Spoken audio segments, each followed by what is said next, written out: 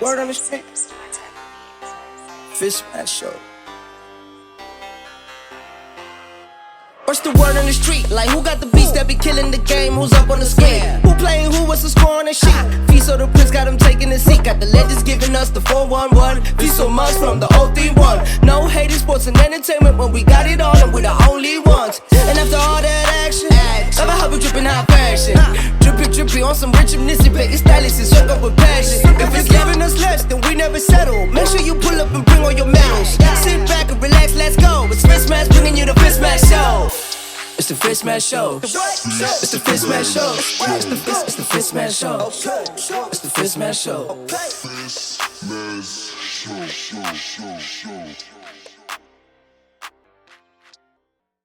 Hello everyone, it's all happening in South African football. There's team sales, there's player movements, and of course the big news, if you haven't heard, hey, Jozef Zinnbauer, he's had to pack his bags and go. They say he jumped the ship, but maybe the ship sailed without him. I don't know. But you know what? I said, I'm going to go out there. I'm going to find the best of the best, the cream of the crop, and the Rolls Royce of journalists, of football journalism. They call him Super Geno. The title says it all. Mazola Molefe. Mazola, thank you for your time. It's all happening. I see you got a wry smile on your face. I don't know if you saw this coming, but let's start with the big news that broke. Jozef Zinnbauer gone. Surprise to you? Yeah, Fiso, good evening to you as well, and as well as the viewers as well. Look, I'm not surprised. The man had a dark cloud over his head for some weeks now, for some months now. I think if you remember, just before the start of the previous season, the 2020-21 season, Gavin Hunt had been in talks before he actually took up the job at Naturena. Gavin Hunt was actually in pole position to replace Jay-Z at Orlando Pirates. So I think the hierarchy at Pirates has not been convinced with Jay-Z for some time now. Obviously when he arrived, he signed a 2.5-year contract or 3-year contract. And after 2 years now, the penny has dropped. So to go straight into it, no surprises. In fact, I was surprised that he came back from his holiday in Germany, because already, there were obviously reports and rumors that he could be headed out. We were told that if Pirates find a suitable replacement, they will sack the coach and bring in someone else. But that didn't happen. He obviously did pre-season with the Orlando Pirates. But the surprising part for him is that when he arrived, he found another coach there. although Mandla Mkhize arrived as an assistant coach. Well, rumor in the football fraternity has it that Mandla actually arrived at Pirates in anticipation that Pirates would get Steve Khompela to be the head coach, because the two of them had worked together at Maritzburg United and at Golden Arrows before. So that was sort of the idea, that Steve Khompela would come in and be head coach of Orlando Pirates with Mandla Mkhize, and possibly even Fadlu David still there. I'm not sure what's going to happen to Fadlu at the moment, whether it's a co-coach's situation, because Pirates haven't really announced as to who takes over the first game of the DStv Premiership. But no surprise. I mean, if you have a look at my timeline from, I tweet a lot, but if you were able to find it, during the Swallows and Pirates game, you'll see that when Swallows went 2-0 up, I tweeted that Swallows have just written Jay-Z's obituary, because it was as clear as day that he would get sacked, or resign, whatever you want to call it, And an interesting fact, Fiso, is that on the 16th of August 2019, Micho resigned as the Orlando Pirates coach for family reasons. On the 16th of August 2021, Zinnbauer resigns from Orlando Pirates, stating family reasons. So make of that what you will. I like where you're going with that. I like the spice that you're adding to this, because I tell you what, I mean, you mentioned Mandla Mkhize. Straight away, when I heard this news, my first thought is, okay, is it ironic that Mandla has come into the club at that time? I remember before we would always see certain people coming in as technical directors or whatever, and then next thing the coach is gone, and then obviously the technical director will then take over as the coach. You know, I look at this kind of play, and I know there's been a lot of exchanges between Pirates and Arrows in terms of playing personnel. Was it a exchange in terms of coach? But more importantly, when I look at this decision and I scratch my head as a football fan, and I think to myself, first game of the season, why didn't you just get rid of him then? Because clearly, clearly this person was on their last life. Then what was the point of even starting? Absolutely.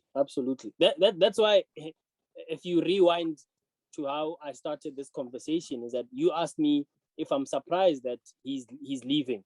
I said, no, I'm not surprised that he's leaving. I'm surprised that he came back from his holiday in Germany, you know, because the ex had been hovering for exactly a year, you know. I mean, in around June last year, we at Soccer Laduma broke the story that Gavin Hunt had been in talks with the Orlando Pirates to take over as the head coach, you know. So that tells you already that Jay-Z still had 2 years left on his contract, but they were busy talking to other coaches. In fact, Gavin Hunt had an offer, to coach Orlando Pirates, and you know he chose the Kaizer Chiefs job, you know. So I mean, if you carry on with a situation like that, and okay, fine, he won the MTN 8, but a lot of people would argue that it is much easier to win the MTN 8 than any other trophy in South African football. You know, you're in the quarterfinals, the 2 semifinals, then you get to the final. You know, so it's not a lot of games to be able to pull it off, especially if you've had a good preseason. So, look, Jay-Z perhaps felt, you know, he wanted to carry on, maybe to prove a point, maybe to try and win the league. Hence, he came back. But I can tell you for a fact, he went to Germany for holiday, not knowing whether he had a job or not, you know. But on the assumption that because he's got a 1-year contract, he would essentially come back to finish off the contract, because those are the terms of the agreement between club and coach. But you know, I'm not surprised as to why. You know, and you ask a good question. Why not get rid of the guy before preseason and let the new guy come in, have preseason, and start afresh, instead of him leaving the club after the opening game, which is the MTN 8, and then on the eve of the opening league fixture this weekend. So let's see. But this is not the first time. Remember, Shell Yonevret, a few years ago, before Mitchell took over at Orlando Pirates in 2017. Shell Yonevret left Orlando Pirates, also stating family reasons. You know, I think you can see the trend here. Fiso. Also Orlando Pirates stating family reasons 2 weeks before the season started. So, you know, you are never safe as an Orlando Pirates coach, especially if you're not winning trophies. I mean, even Ruud Krol, who won the treble, did not have his contract renewed, you know, and the very next guy that took over after him repeated the treble. So Pirates perhaps can argue that we support the coach, we give him what he wants, but in fact, it's the institution that gets the success, not one individual. Perhaps that's the argument. Hence, there is such a high turnover of coaches at Orlando Pirates. I mean, go back several years and you'll see in just a space of a decade, they've had a ridiculous amount of coaches, such a high turnover. It's abnormal for a club the stature of Orlando Pirates to have so many coaches in such a short space of time. I mean, you make a point there with regards to, I guess, the theory that, you know, the coach perhaps got what he wants, but did he really? I mean, you look at, I mean, I don't want to compare, you know, clubs and their signing policies, but you look at Kaizer Chiefs this particular season. Now they're saying, okay, we want to make a statement. We want to go for the league, or we want to get back to where we belong. Keegan Jolly, you look at Ngobo comes in, Mabeliso comes in, and you look at players that, okay, cool. Then you look at sometimes when Pirates signs, it's kind of just like this bulk buying that is hard to understand. You know, where are you trying to plug in? How do you bring in 8 players or whatever players that, you know, often you'll see 10 players coming in a transfer window. And then you have a situation last season where you almost see instructions coming from another place to the field via the captain, Happy Jane, those kind of things. Do they help the man in charge, and does it help the situation when it comes to turnover of coaches? Because surely that can also play its part in terms of me trying to coach this team my way, but someone may be saying this guy doesn't know what he's doing. Yeah. Look, I think at Orlando Pirates it's pretty clear. I mean, it's no secret at all. And every coach that has been at Orlando Pirates, at least for as long as I've been in the game writing about local football, is that every coach that takes over Orlando Pirates is very much aware that they do not sign players. I think Micho and Rulani as coach and assistant coach were quite possibly the closest to having the hierarchy's ear in terms of who to sign, who to offload. I think they were the closest. But before that, Roger Disa, when he was at Orlando Pirates, he will tell you that he had no say. But Roger came out publicly when he was Pirates coach, and often when he was asked about signings, he said, you can't ask me that question. You have to ask the office. Rulani, on several occasions when he was taking press conferences as Orlando Pirates assistant coach, also would often say, you have to ask the office. Micho, you have to ask the office. Zinnbauer, you have to ask the office. So you can see that it's blatant that the Orlando Pirates coaches, even though there can be consultation, they don't make the final decisions as to who gets signed and who gets offloaded. Interesting fact also, Fiso, is that yes, they have a lot of players coming in, and sometimes you speak of bulk buying and whatever, but also there's quite a high volume of players that leave Orlando Pirates. I think in the build-up to the season in which Micho quit the club, there were about 16 players that left the club and 11 that came in, and last season almost similar, quite a high number of players leaving, quite a high number of players coming in. So you have to ask questions also about the scouting network. If the club is releasing minimum six to 10 players every season and bringing in minimum 5 to 10 players every season, I can understand the recruiting of new players if the number is about 5 and whatever. A lot of clubs do that to beef up the team. But when you consistently 3 seasons in a row, you've got 11 leaving, 10 coming in, 16 leaving, 11 coming in, it highlights a problem within the scouting network and whether the players that are actually being brought in are of the quality or of the standard for a club the size of Orlando Pirates. So a lot of questions from coaching to playing personnel. There are a lot of questions about sort of how Orlando Pirates operate in the market and sort of what power, what control the coach actually has. And I don't think it's a secret at all that Orlando Pirates coaches, even though they can be consulted, they don't make the final decision as to who goes in and who comes in. Perhaps maybe with who goes out, if the coaches are guaranteed that they will stay, they will point out to management that, look, I'm probably not going to use this player this much. I mean, an example is Mundele, the DRC striker that was brought in to beef them up in attack, didn't really play a single game in the DSTV Premiership. Made cameo appearances in the CAF Confederation Cup, where a tournament he was brought in for because of his experience playing in inter-club competitions. But he hardly kicked the ball. Even he had an option for him to be bought outright.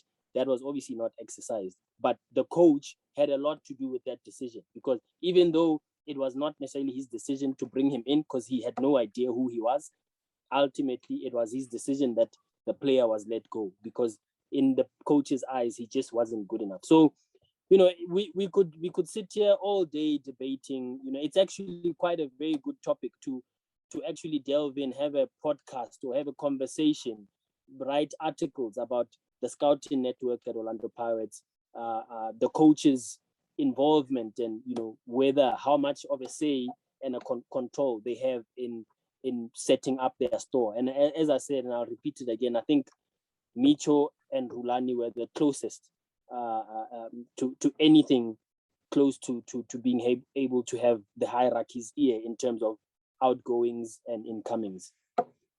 You know, quite often, you know, you when you look at different coaches, right?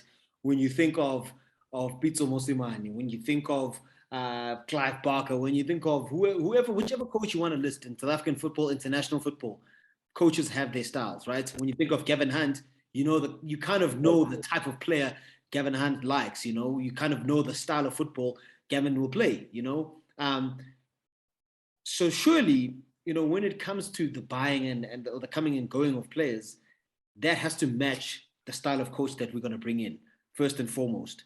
Or if that's not going to be first and foremost, then there's got to be a clear style and of the club to say we want technical players, we want smaller players, quick players, we want size, we want height, we want this, we want to get wingers, we're going to cross the ball, we're going to play a specific style of football across all our football teams. That is the culture of this club. Then you go and find a coach who, you know, this coach is good at working with what? Young players who are going to come from the academy, because the academy players are playing that style, so they can slot in. If I'm going to go outside, I'm going outside to bring in the best of the best in that position as an African powerhouse, and I'm going to bring them in and they're going to fit in like a glove because I've had time to look at them over a few seasons. What type of personalities do they have? Can they handle pressure? Can they deal with the magnitude of playing at Orlando Pirates? Are they a 24-hour pro? All of those things should come into the microscope when it comes to recruitment, as you've touched on. So for me, I sit here and I'm like, this is one of the biggest teams on the continent. You know, is this a problem we have across the board in South African football? Is it not isolated at Orlando Pirates? I don't want to feel like I'm picking on anyone. No, absolutely. You are quite spot on, Fiso. And I've had this conversation with several coaches, you know, post perhaps being at Orlando Pirates or being at Sundowns or being at Kaizer Chiefs. You know, the big three, and even current coaches. We've had press conferences, conversations about the style of play, and Pitso is a very good example in that he was in almost total control, and the players that were brought in at Sundowns were brought in because of how he wants to play, the vision he had for the club. And I mean, Patrice Motsepe was on the record several times saying he's my Alex Ferguson. No wonder he stayed 8 years at Mamelodi Sundowns. When it comes to Orlando Pirates and Kaizer Chiefs, I think there are those elements, and we can look at the example of Bloem Celtic, who's come in at Kaizer Chiefs as the head of technical, and that basically tells you that even if Stuart Baxter leaves at the end of his contract, Chiefs will have a style of play. So now what happens when it comes to recruitment policy, along with the youth development at Naturena, Bloem Celtic is actually the head of that process, and he does it in consultation with whoever is the coach, whether it's Stuart Baxter or whether it's another coach from anywhere, whether local or foreign. There will be the Chiefs way, and I think Chiefs have addressed by hiring the head of technical to say, look, this is the man that's going to develop a style of play for us. Fine, we move on. We go to Orlando Pirates. Now, Orlando Pirates do not have that, but Orlando Pirates do have people within the club that have identified a style of play. Hence, it is, and I think Ivan Koza has spoken about this in the past when he was asked about the high turnover of coaches at the club. And he said, look, if we hire a coach and he makes all the calls, what happens when he leaves? We have no identity. But if we control the type of players that we have, the Pirates identity, any coach that comes in has to follow. I mean, they might have their formations, their style of play. Any coach does, you know. It's about results at the end of the day, you know. But the coach shouldn't have complete control. And people can argue different. You know, you can get coaches that say, that makes sense to me, have a sporting director, have a head of technical, he defines the way we should play, and then get the coach that can play that particular style of play, and he will be able to get the players that can, you know, make sure that the style of play that he wants is followed to a T, you know. Then I think Mamelodi Sundowns is an exceptional case in the sense that Yes, Pito was there for 8 years.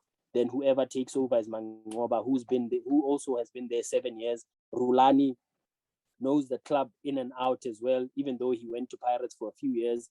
And speaking of Rulani, I think that's why I said earlier that him and Micho were able to get in their players, because there was so much trust and belief in Micho and Rulani that the hierarchy at Pirates actually allowed them to have quite a huge say in how they want to play. If you remember, I'm sure you've seen on social media video clips of even the young MDC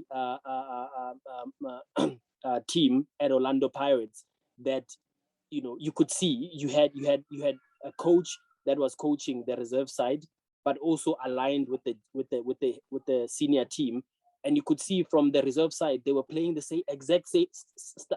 same style of play as the senior team. It made sense to allow those coaches to recruit the type of players that I think would best be suited to that style of play. Now, when they leave, now everything is falling apart. Now you almost have to start afresh, or keep some of the guys that have been there and build around that and say, well, Micho and Rulani left us some type of legacy.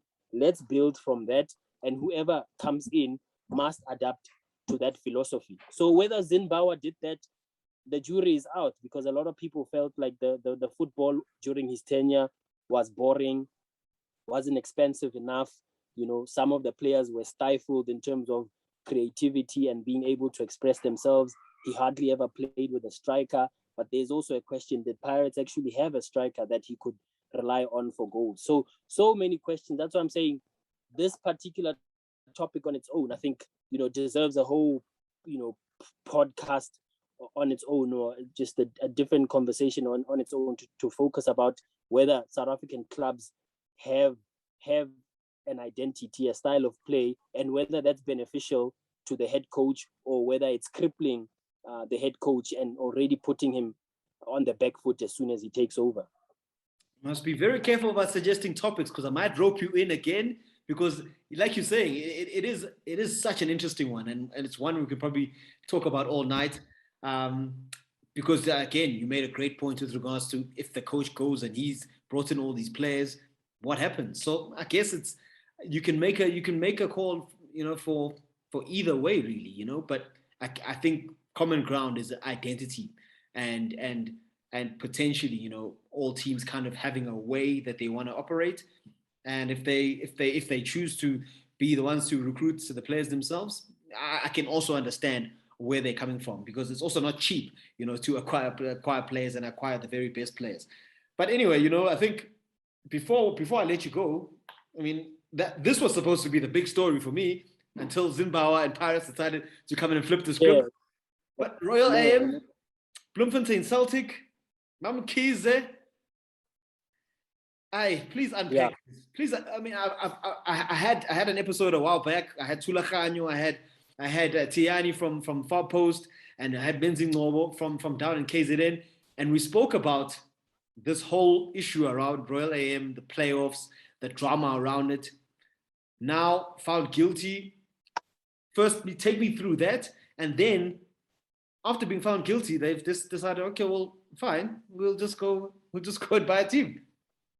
Yeah, look, I think it's important to first, sort of make it clear that Celtic had been looking for a buyer for as long as I can remember. I think since maybe 2015, I think 2016, Celtic, Max Chabalala has said before that, look, for whatever reason, whether finances or not being able to cope with the pressure of being a PSL club boss, he has been looking for a buyer.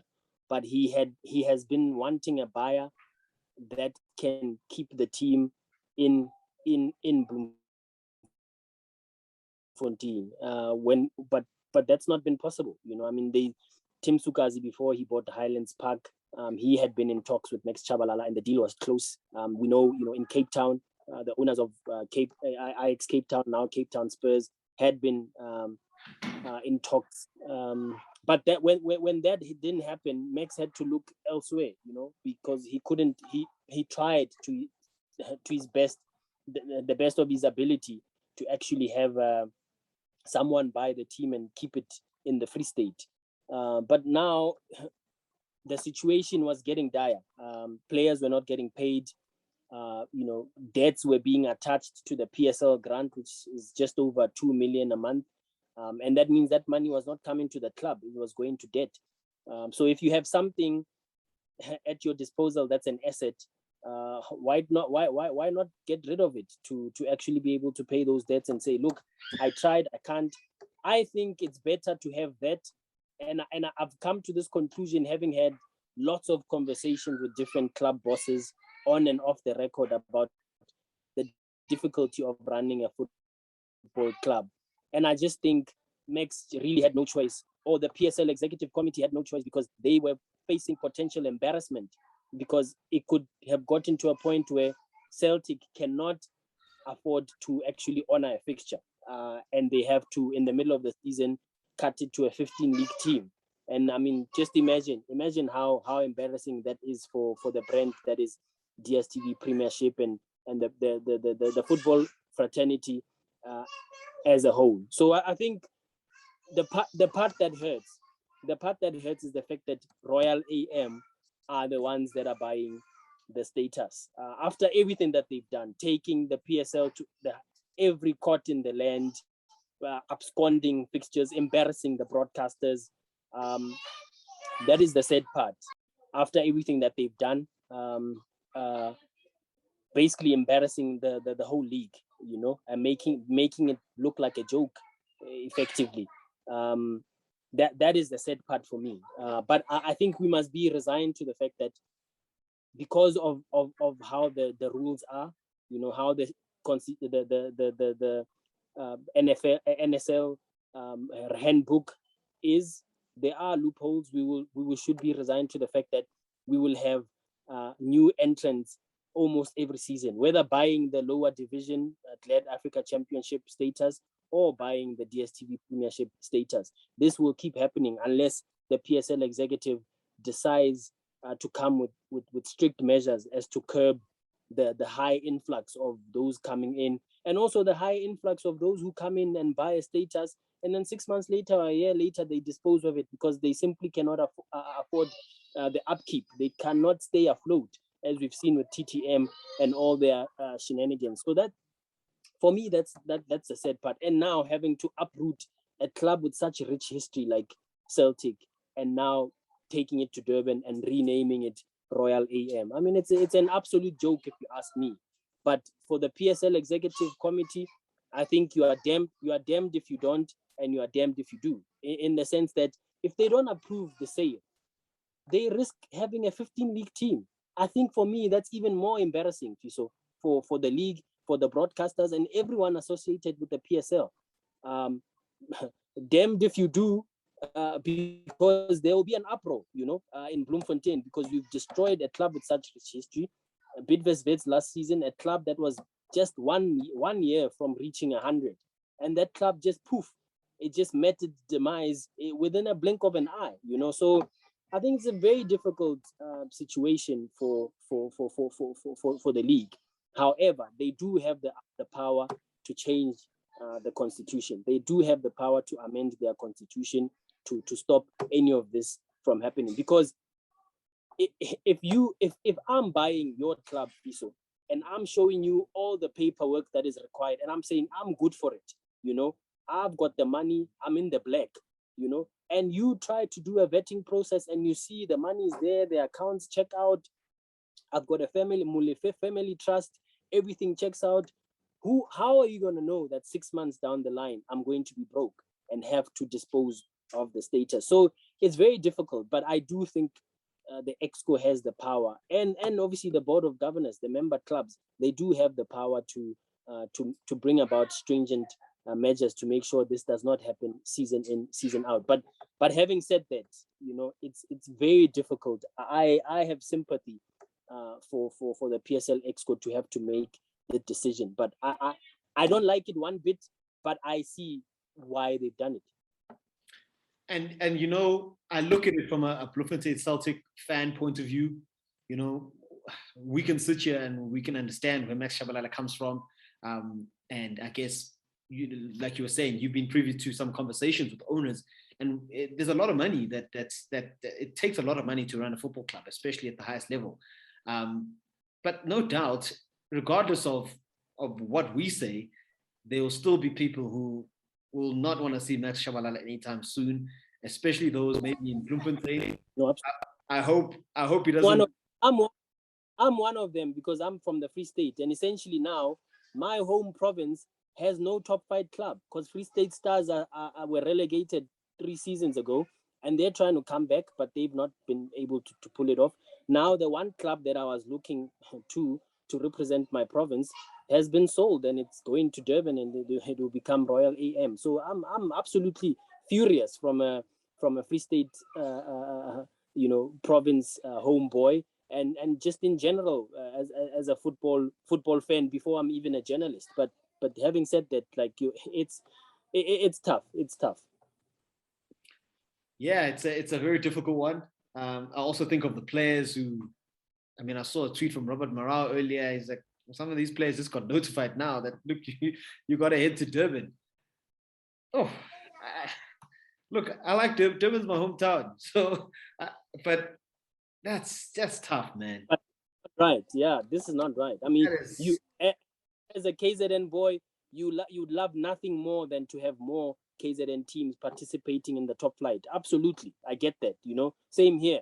I would love nothing more than to have 3, 4, 5 Free State province teams in the top flight, But to do it in this fashion, it's just not right, especially given, the back and forth between Royal AM and Mkhize and the league, calling them the mafia and, all sorts of things. I mean, that's, it's, how this status has, I mean, it's been acquired like every other status, of course, checks and balances and whatever. But, the story behind it, just, it makes your stomach turn as a football lover. I mean, I'm literally writing down some names here that popped into my head. I mean, I guess I want to end it off with a tribute to a great club that is probably lost to us, maybe for now. Maybe someone will come in and revive them like I guess like Swallows has been done. I think Moses Spandil, I think Kleinboy Daibos, Timothy Bathaire, Ritson Kilambe. I think of Simon Khopane. I mean, you think of all the players that have represented that great club. You think of Ndate Molemela and the role he played with regards to making Bloemfontein Celtic one of the most popular clubs in South Africa. You think of the era of Siyabonga Nkosi, Mshino Ishintshayo. You think of all the magic that Bloemfontein Celtic has brought to South African football, and that could be gone. It's gone, Fiso. It's gone. It's gone unless somehow, Max or someone else decides, you know what, I'm gonna buy a status myself also and rename the club Bloemfontein Celtic. It's possible, given the rules, given how the rules are at the moment. It's possible. You and I could find a consortium and revive Bloemfontein Celtic, unless the constitution is amended. But actually, as the constitution is right now, nothing stops us from finding a consortium and putting up the money and buying a lower division status or even a top flight status. There are many clubs in the top division. I can tell you, I can bet my house on it. There are a lot of top flight clubs that if you knocked on their door right now and put 50 million on the table, or between 50 and 80 million, and propose that they sell you their status so that you take over from them, highly possible. Some of them would take it at the drop of a head. That's the dire situation that some of our clubs are in at the minute. Yeah, truly tough that. But nonetheless, with all of that happening, I guess there's still a hope that we can see, not only beautiful football, but some real entertainment on the field of play. It's early days. I mean, we start the DStv Premiership. Everyone is rooting for Mamelodi Sundowns. I know my good friend DJ Naves, is a mutual friend of ours. He believes there's no other. challenger to that particular crowd. Let's make some early calls. What do you think? What do you think with regards to the outcome of the league? Who's your top three? I'm with Naves. I think that Sundowns team is just scary. It's a scary thought that they did not have a full strength team. I get abused from Sundowns fans all the time, but they think I've got a vendetta or an agenda or whatever. But my point was that team was not full strength. Because they were saying, I'm now saying some of the players that started that game against Kaizer Chiefs are fringe players. No, I'm not saying that. I'm saying a lot of them. Well, what's wrong if they are? Yeah, exactly. A lot of them were not regulars come the last game of the previous season. I counted about 5 players that could have easily started that game against Kaizer Chiefs. So for me, they've got depth and they've got it in abundance. So for me, if Coach Manqoba and Coach Rulani do not win the league again, then heads must roll. You can't have a squad like that and not be able to win the championship. And I think Chiefs will give them a good run for their money. I think Swallows look very strong this season. So if I were to pick my top 3, top 4, I'd say Mamelodi Sundowns, first place. Runners up, Kaizer Chiefs. Third place, Swallows, and I think fourth place potentially Orlando Pirates. Orlando Pirates fans will be coming for us. They'll be like, hey, we're going to do better than that. But hey, we shall see. Mazola Molefe, Soccer Laduma, the Super Journal, thank you very much for your time. Really appreciate it. And yeah, I think it won't be your last time on the FisMaz Show, hopefully. But nonetheless, some really good insights, and hopefully we can get stuck into some other topics in the future. I'm going to let you go and enjoy your evening. And speak again soon. Always a pleasure, Fiso. Happy to chat and engage soon about various topics, obviously. All right, Mazola. Thank you. Cheers.